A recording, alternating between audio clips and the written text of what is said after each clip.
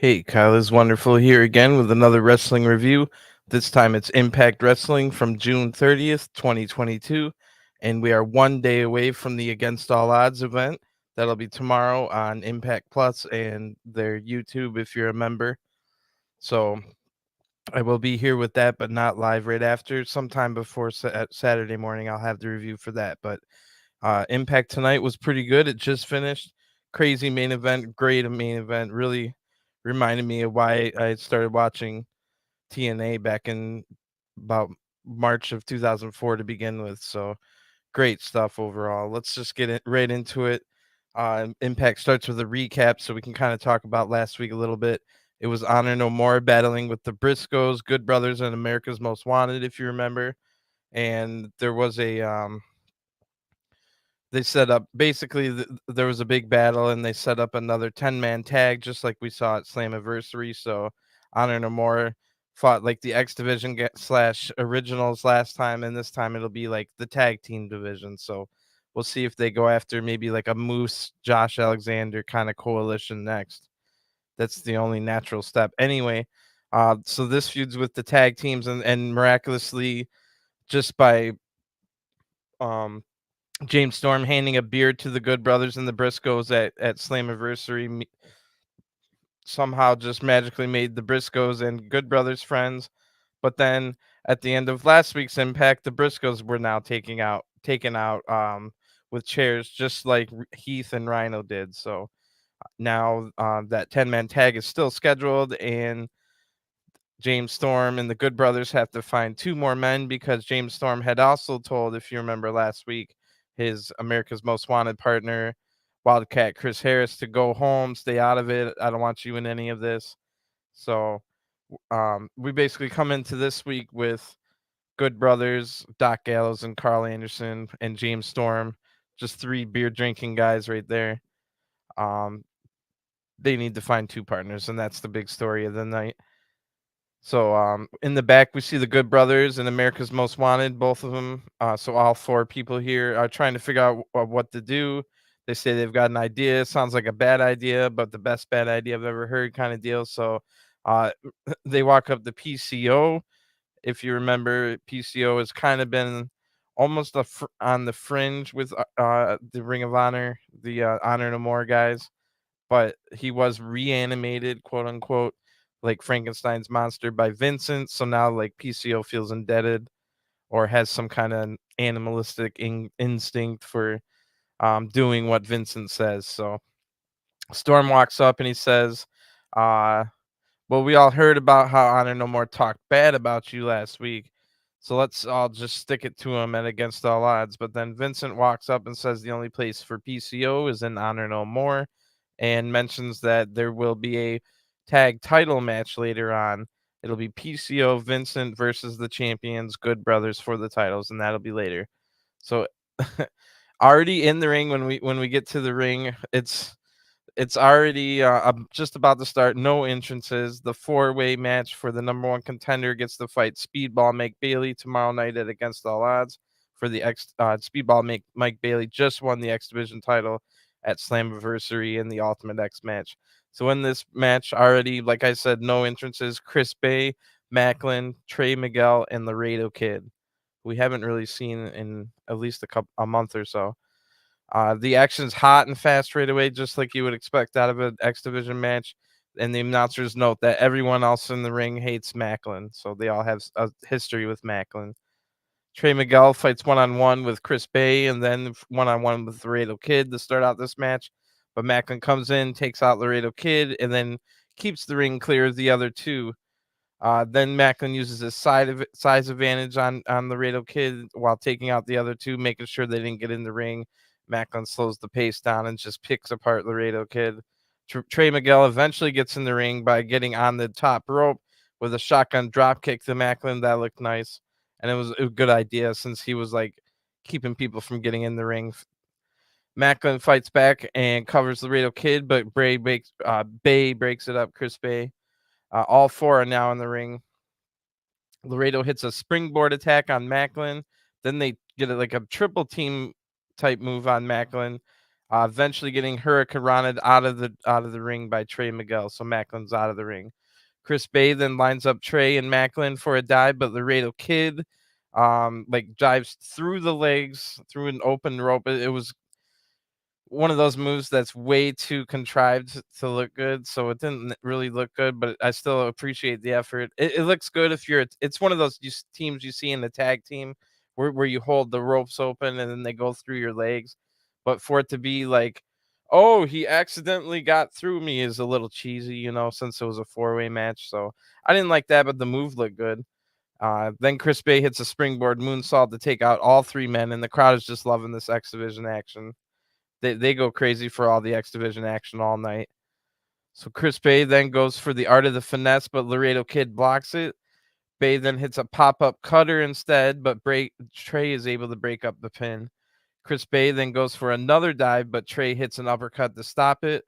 Bay then goes for a pop-up cutter, but Trey counters that into a Meteora. It looked really nice.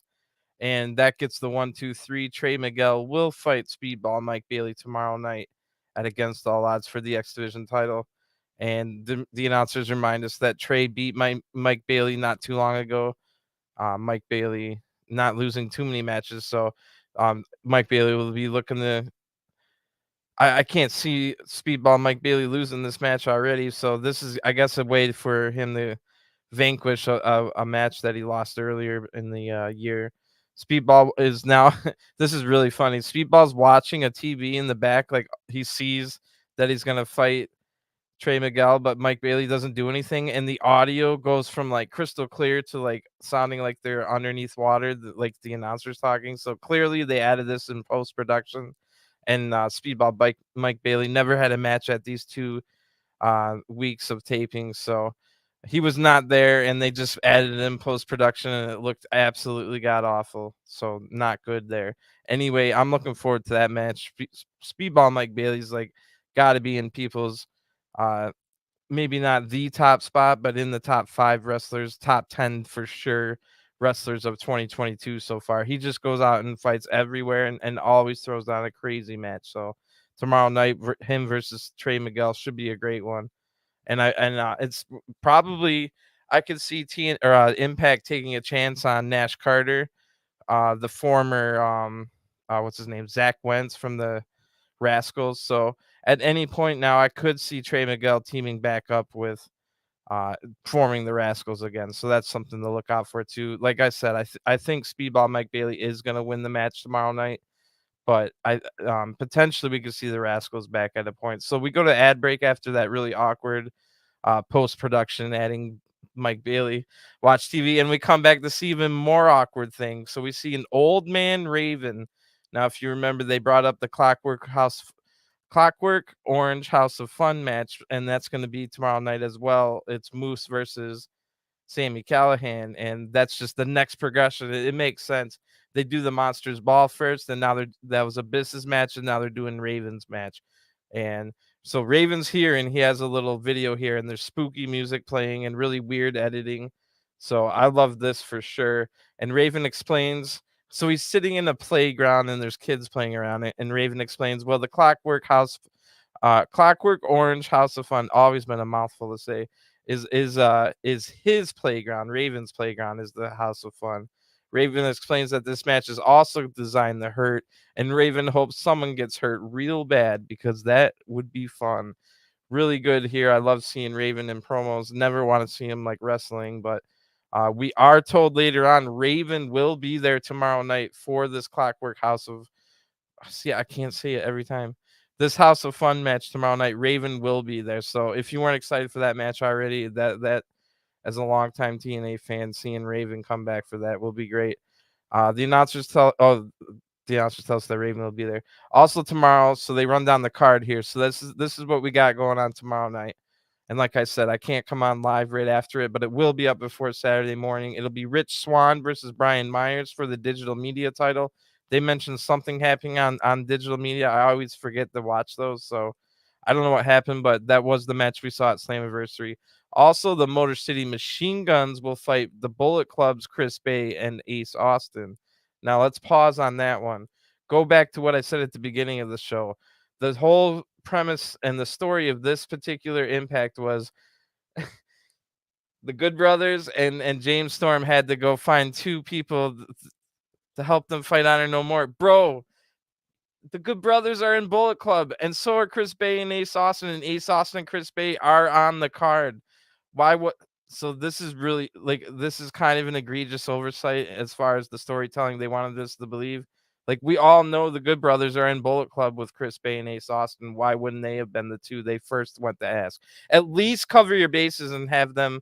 Remember that PCO segment earlier where they tried to ask PCO to join, and that was just to set up a tag title match later.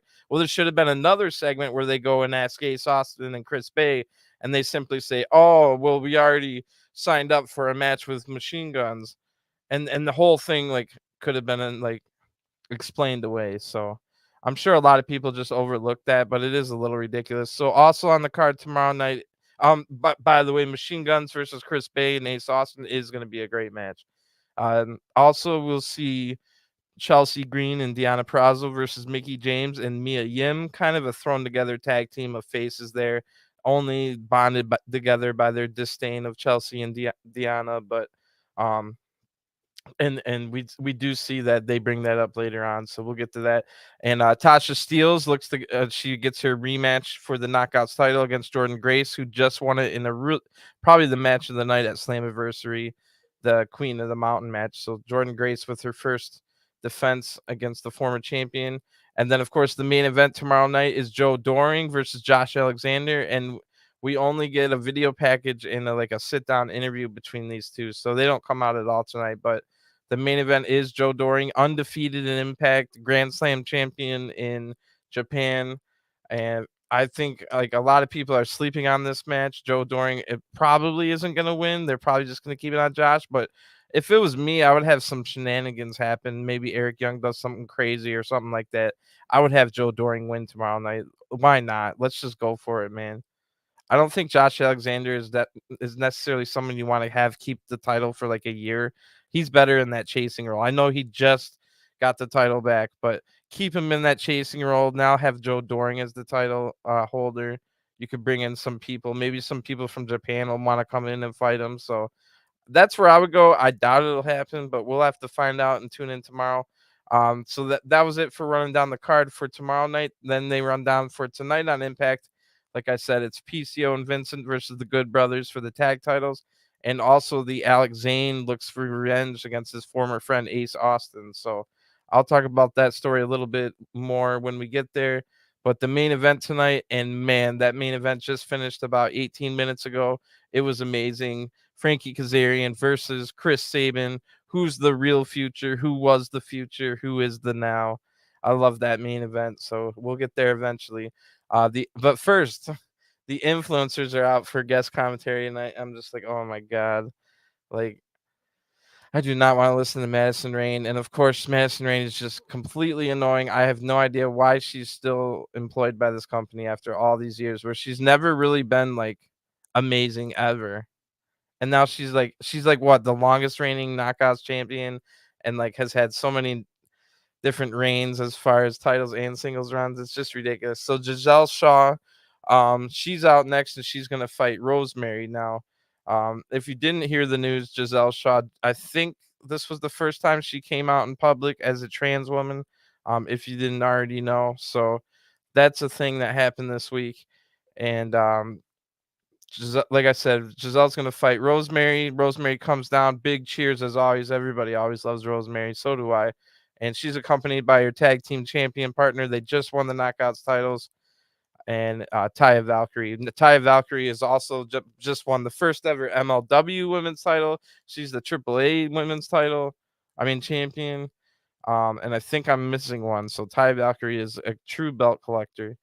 Taya and Rosemary won the tag titles from the influencers who are out here on commentary. And then the other part of this story is Giselle and Alicia Edwards are trying to form some kind of team of battling teams, but that never gets brought up tonight, and we never see Alicia Edwards. So I don't know where that's going, but it's something to think about, I guess.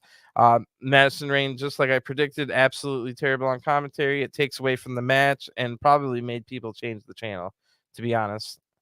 Rosemary takes control early and then makes Giselle bail the ring, and we go to the ad break. And I guarantee you, like 1,000 people didn't come back after Madison Rain was super annoying in that. Anyway, when we come back, Giselle hits a really big lariat on Rosemary. So we see that in the break, Giselle, like I think, um, got Rosemary across the ropes to turn the tide. Giselle's now taking apart Rosemary. Giselle goes over to the influencers and poses. This is a keynote to take on this little story they're trying to tell. So Giselle goes over and poses with the influencers, but Tennille and Madison aren't impressed whatsoever and don't really pose with her. So keep that in your mind if you're interested in the story. Giselle stays in control with some big strikes on Rosemary, some kind of slow offense, kind of boring to be honest. The crowd rallies behind Rosemary. Rosemary dodges a knee and then that gets into a striking exchange. Rosemary wins this exchange by biting the face and then hits a nice exploder suplex. Giselle then fights back and hits a springboard cutter. That looked nice. So the match is heating up a little bit now. And Rosemary just barely able to kick out of that, but then gets up to hit a reverse DDT, fires up the crowd. The crowd's going crazy. It's at this point the influencers get up from the announce desk and hit Taya Valkyrie into the post. I didn't even really see the distraction, but apparently it distracted Rosemary for like a second, who then counters a spear from Rosemary off the top rope with a big knee for the 1, 2, 3. Good ending, but like I said, it didn't really like seem like Rosemary was distracted. Anyway, Giselle's now beating up Rosemary because Ty is still knocked out. The influencers are now holding Rosemary for Giselle, and now this is the point I was talking about.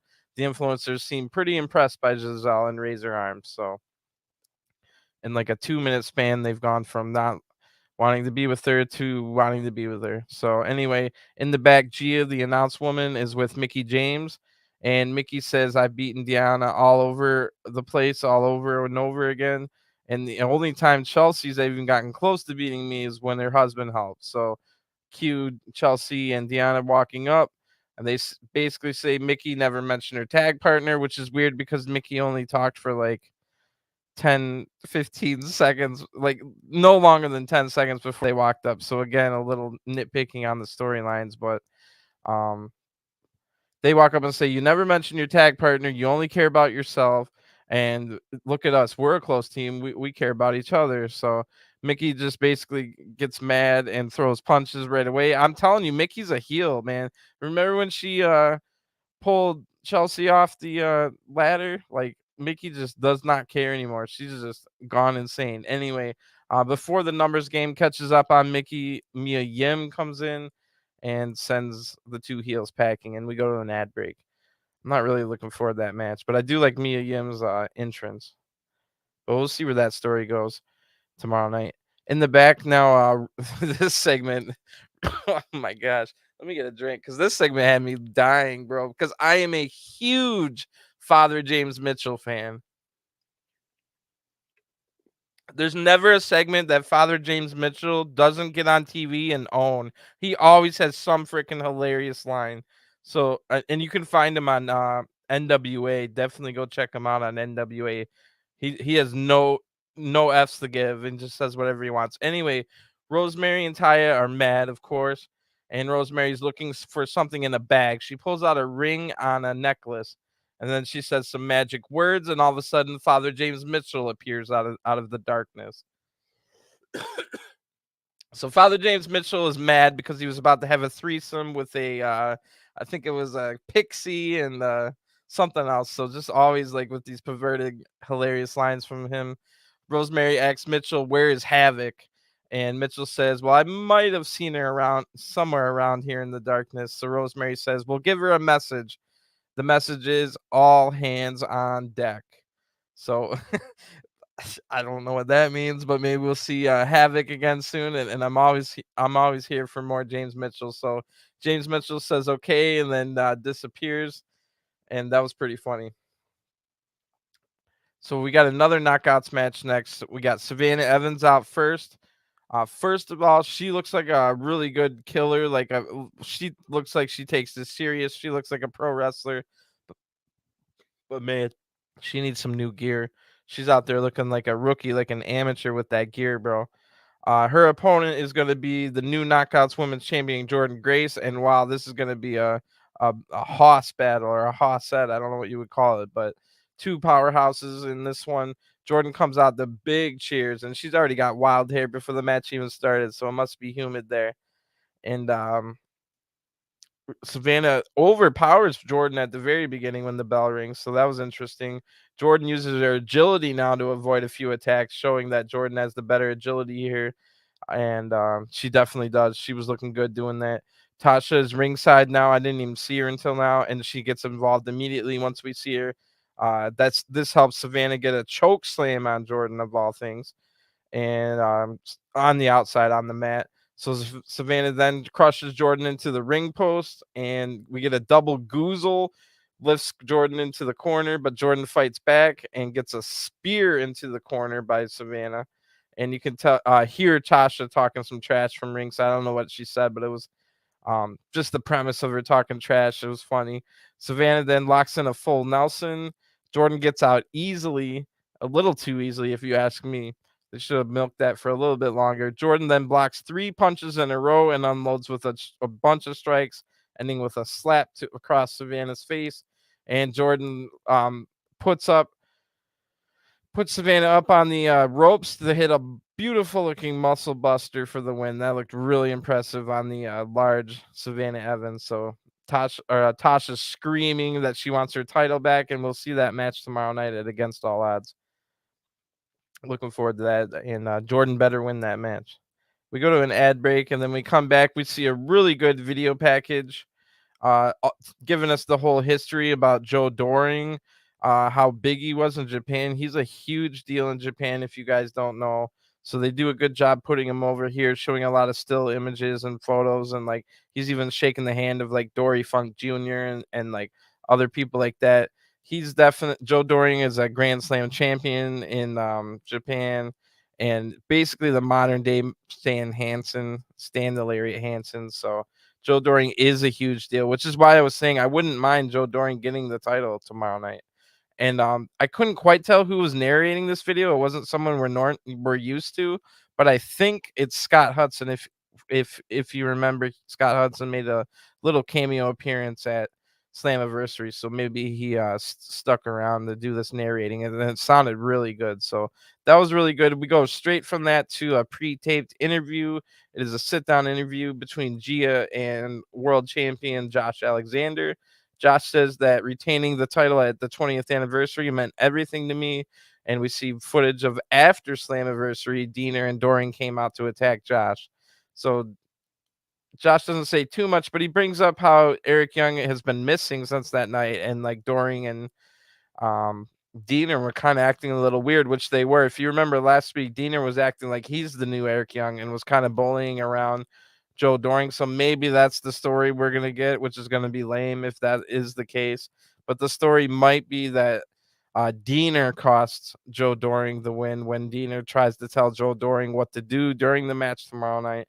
And Joe Doring's like, "Wait, who are you to tell me what to do?" And then Josh just wins. So, spoiler alert, that definitely might be that's kind of what they're leading up to. I would just love it to be, like I said, the Joe Doring win and Eric Young comes out or something and it costs Josh. We can have it be cheating. I don't care. I don't give a F. So, anyway, I'm looking forward. That's going to be a great match, though. Do not sleep on that match. That could be a match of the week contender for sure. By like any company anywhere is what I mean. Josh is focused and not worried about if EY or like no, he is. So Josh says he's super focused, but by what he's saying, he's kind of a little bit worried about EY showing up. And he also mentions that Doring's undefeated in Impact, even though Josh has fought Joe Doring, which saying that he lost to Doring once already without saying it.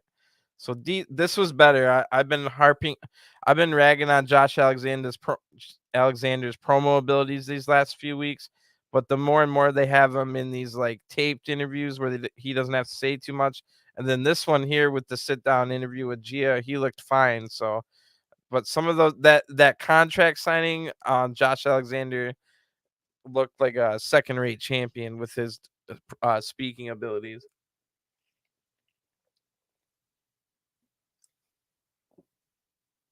And that kind of stuff can be saved by just getting a manager. Like faces can have managers. You just need an entertaining like person to be their mouthpiece. Like they don't have to be a heel manager. So anyway, that was the end of that. Now back in the arena, every member of Honor No More comes out. This is going to be PCO and Vincent challenging the Good Brothers for the tag titles. And the Good Brothers come out with their amazing music.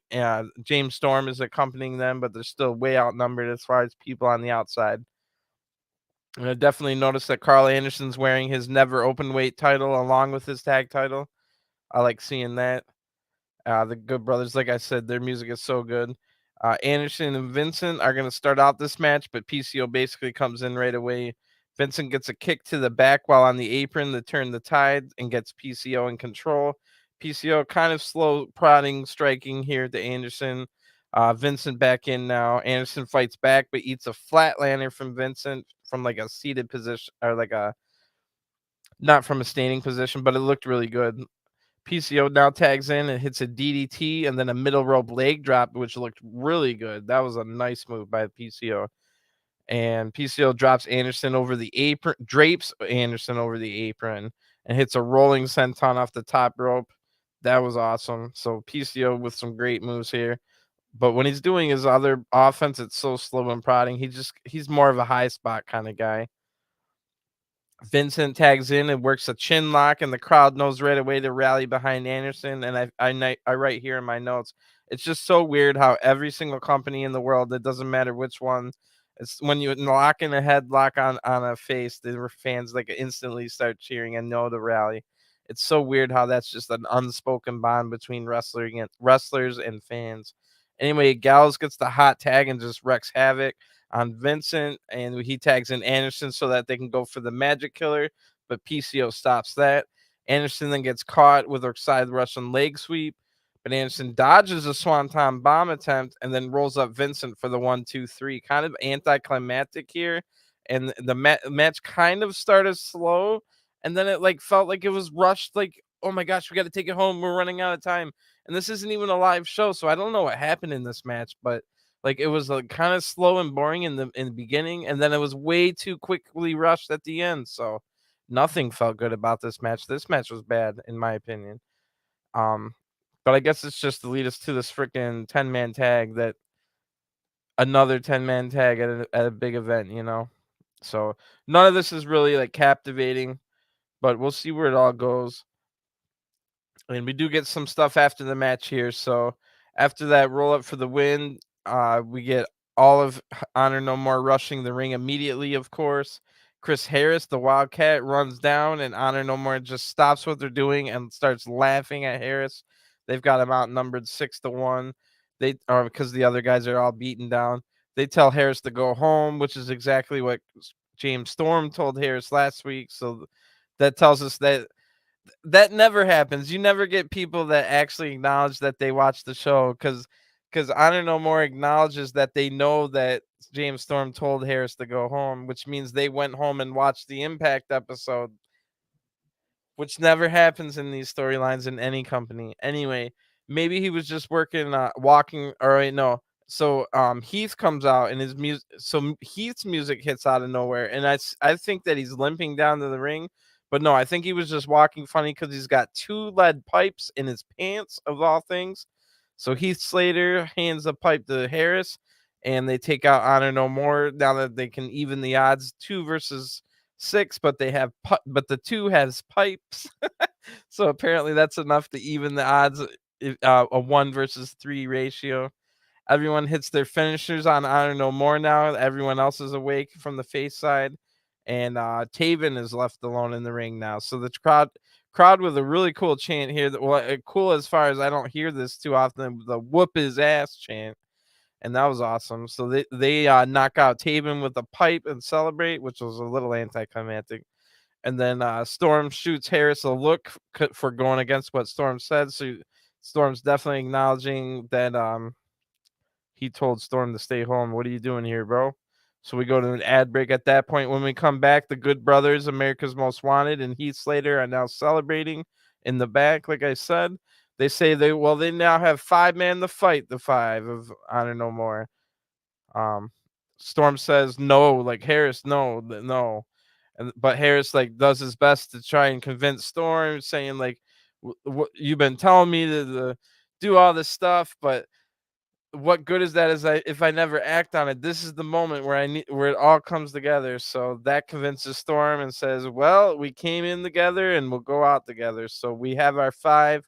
It will be Carl Anderson, Doc Gallows, James Storm, Chris Harris, and Heath Slater versus Honor No More at the pay-per-view." So back in the arena, Ace Austin makes his entrance, and he's going to be accompanied by Bullet Club teammate Chris Bay.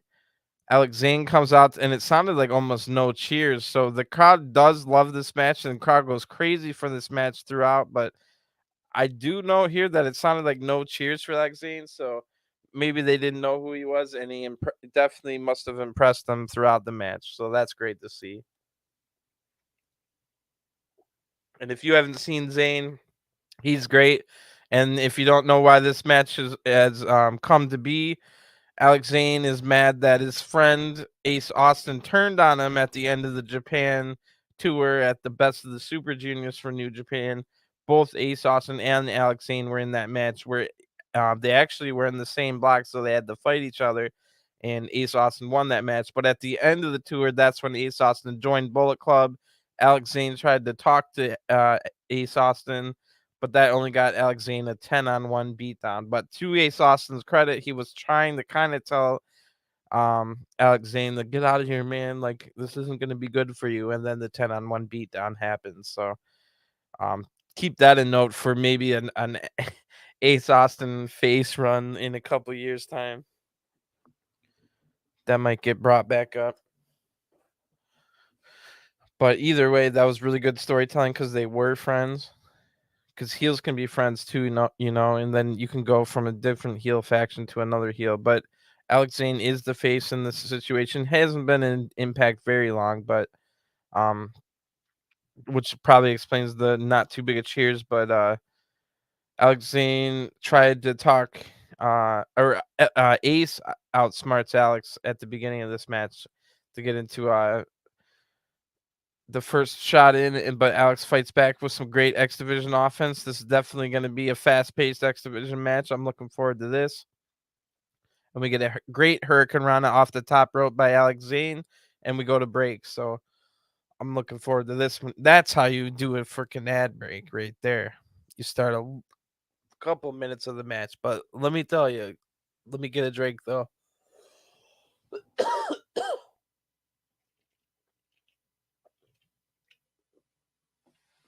So I say that that's exactly how you go to an ad break with that only like 30 seconds into a match with a great Hurricanrana. But here's the problem. When we come back, Ace Austin's in control. He hits a gut wrench suplex, but the crowd is going freaking insane. So that means as great as this match was, and even though it's not live, as great as this match was, it means when we went to an ad break and came back, we probably missed like 5, 6, 7 minutes of this match, at least 4. And we probably missed some really good action. So in a tape show, a recorded show, how do you possibly cut out of the match where the crowd didn't acted like they didn't even know who Alex Zane was when he came out, and they wrestle for 30 seconds, and then we go to a break and we come back and the crowd's just going insane for Alex Zane? That means we missed something really cool. So you kind of feel like the fear of missing out type thing, like, oh yeah, I bet the rest of the match is going to be great, but why did I have to miss like some really cool stuff? So mm, these are just like, I do love Impact, but these are things they could do to make it better. Like, I'm available for higher impacts. I've met Scott Demore before. Like, I live right across the bridge from Windsor here in Detroit. Let's talk. Anyway, let's get back to this match. I need another drink though.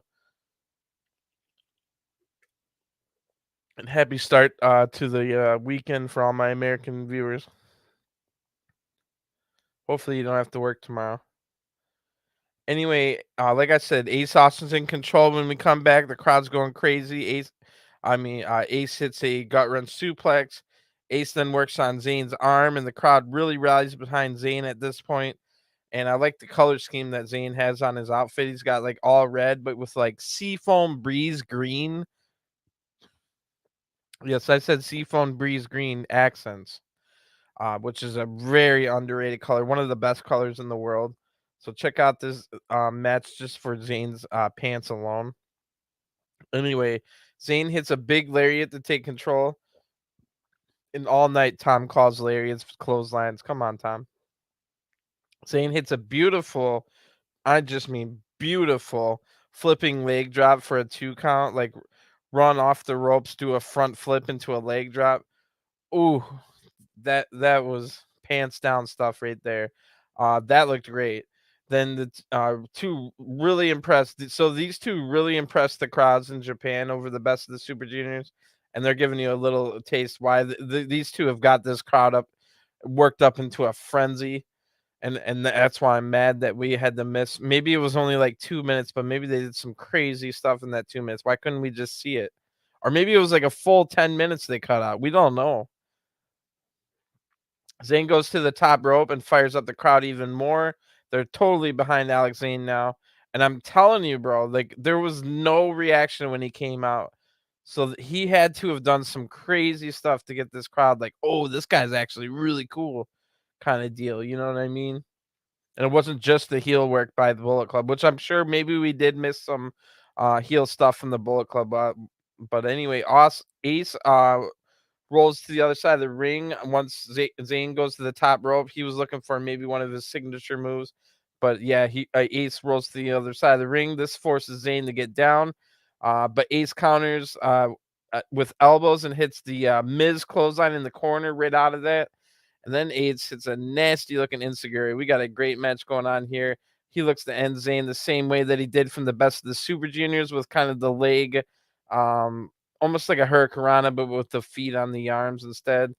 But this is blocked by Zane, who that's exactly how Zane got beaten the best of the Super Juniors.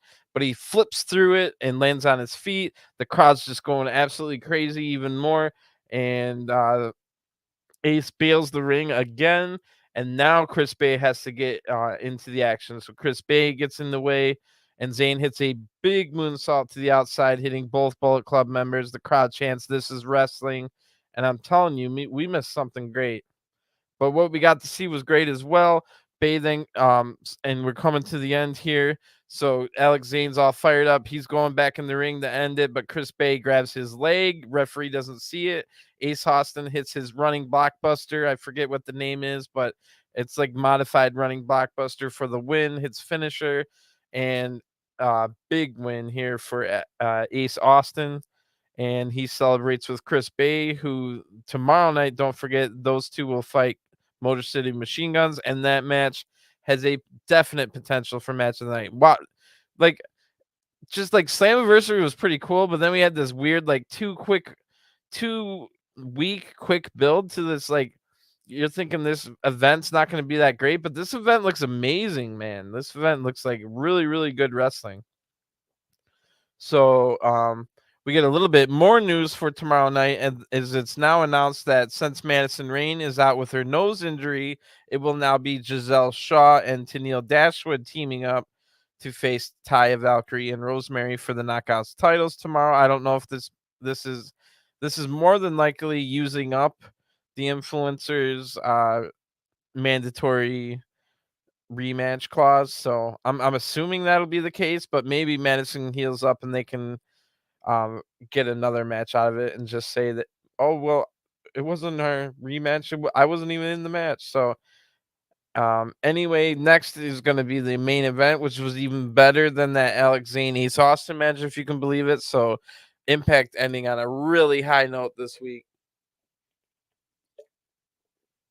So let's get into it.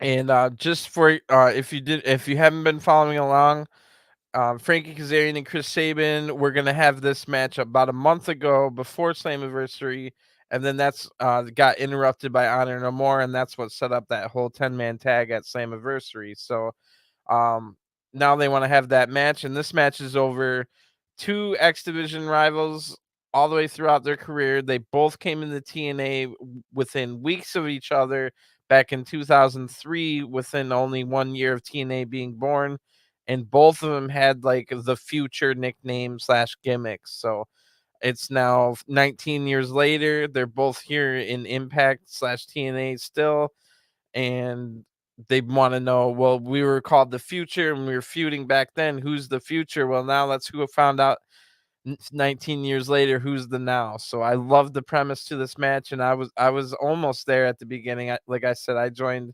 uh in on as a TNA fan in March of 2004, but I have gone back and watched the year or so that I missed since then, almost 2 years.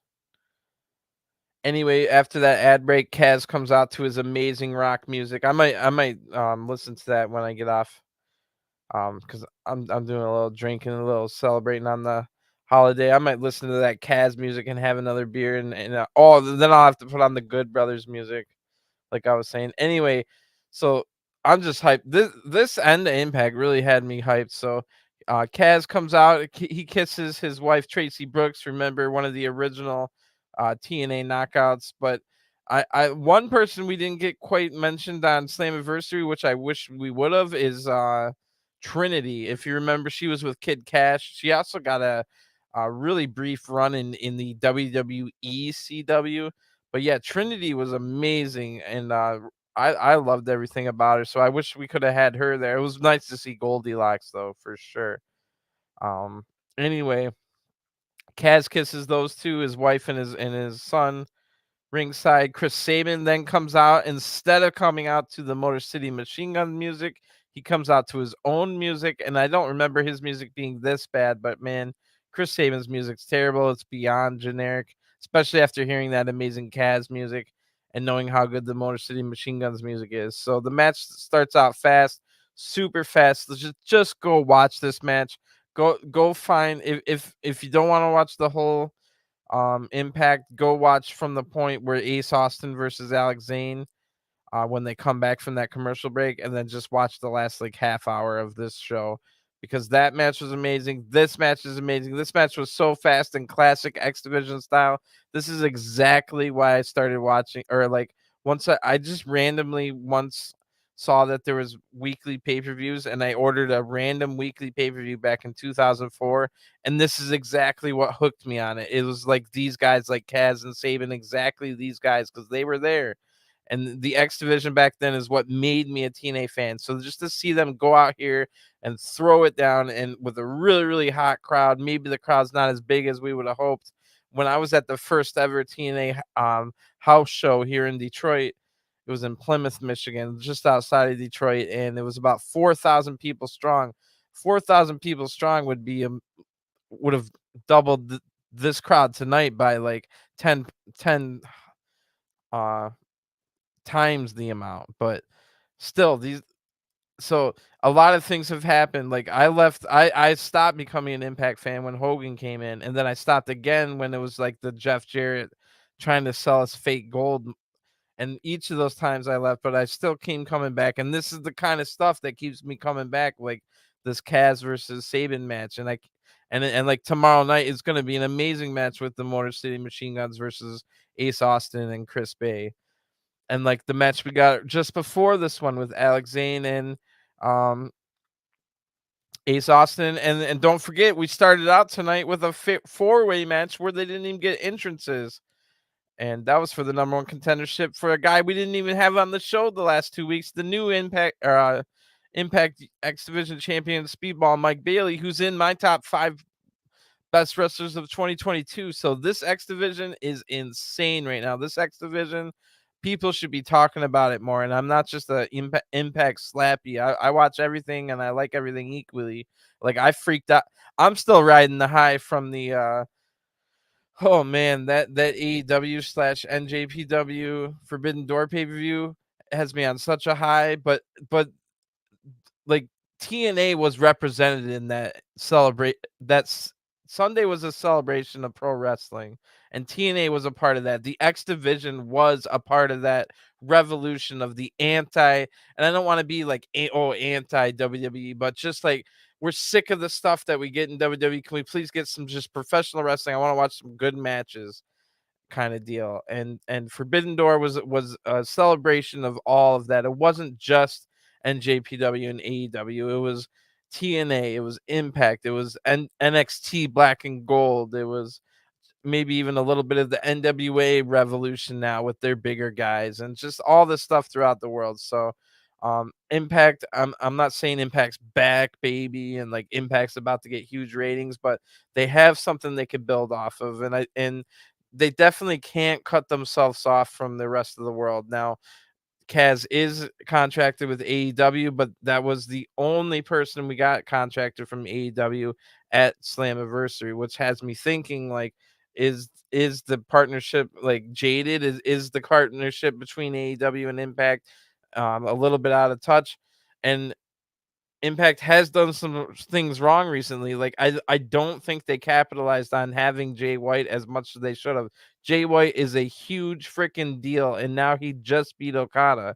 So there is some stuff that Impact could have done better in the last few months, but they still can capitalize with things like Speedball Mike Bailey and um maybe you can keep Kaz around. I don't think there's really necessarily a spot for Kaz on the ROH roster or the AEW roster. So keeping maybe a Kaz around, building the X division with this Motor City Machine Gun veteran stuff with Kaz, and then you bring up some new people and we can bring even more people up. I love it all. So I didn't take a ton of notes on this match because it was so high flying and so much going on, but I did manage to get some down. So let's get into this match. But definitely, if you didn't watch it, go watch it. Classic X Division, two of the OGs to the X Division.